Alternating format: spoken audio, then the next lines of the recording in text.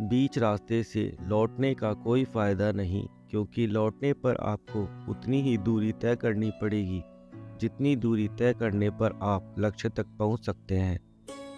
महानता कभी न गिरने में नहीं, एक बार गिरकर उठने में है। नादान इंसान जिंदगी का आनंद लेता है, लेकिन होशियार तो हमेशा उलझा ही रहता है। चिंता उतनी ही करो कि काम हो जाए, इतनी नहीं कि जिंदगी तमाम हो जाए। अगर जीवन में कुछ पाना है तो अपने तरीके बदलो, इरादे नहीं। गलती करना बुरा नहीं, गलती से सीख न लेना बुरा है।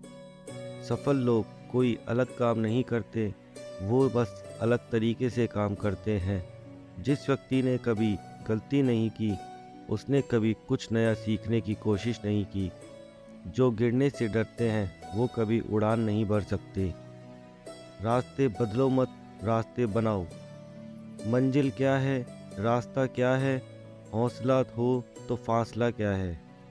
काम करो ऐसा कि एक पहचान बन जाए, हर कदम ऐसा चलो कि निशान बन जाए। जहाँ जिंदगी तो हर कोई काट लेता है, जिंदगी जियो इस कदर की मिसाल बन जाए। लक्ष्य को पाने के लिए यदि हम तन मन और धन लगा देते हैं, सच कहता हूँ दोस्तों, कुंडली के सितारे भी अपनी जगह बदल देते हैं। वक्त से लड़कर जो नसीब बदल दे, इंसान वही जो अपनी तकदीर बदल दे। कल क्या होगा कभी मत सोचो, क्या पता कल वक्त खुद अपनी तस्वीर बदल दे।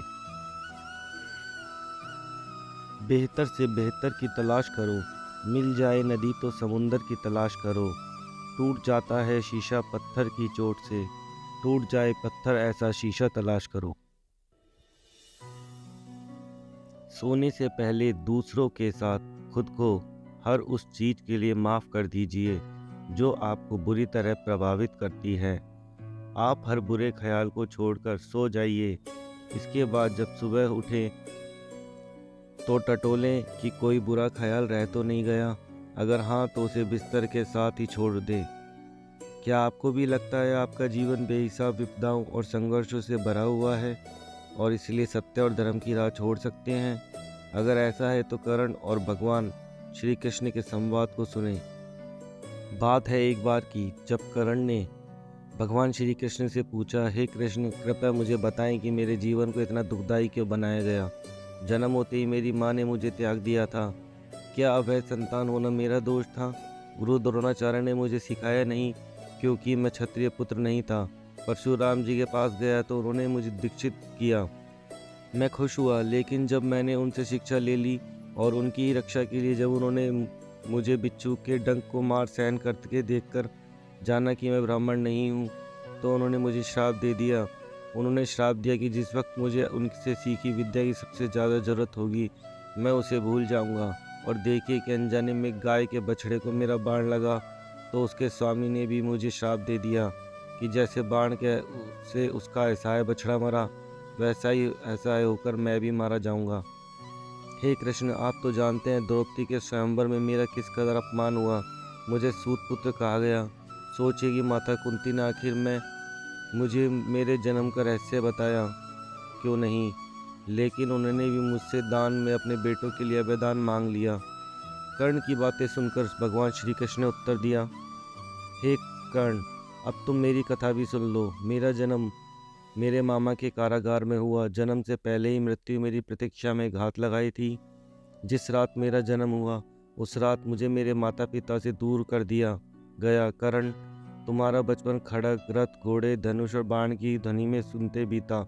मुझे गौशाला, गोबर, ग्वालों के बीच जीना पड़ा। कई प्राण घातक हमले झेलने पड़े। मेरे पास कोई सेना नहीं थी, मुझे कोई शिक्षा नहीं मिली। इतना ही नहीं, मुझे तानों और समस्याओं के बीच जीना पड़ा।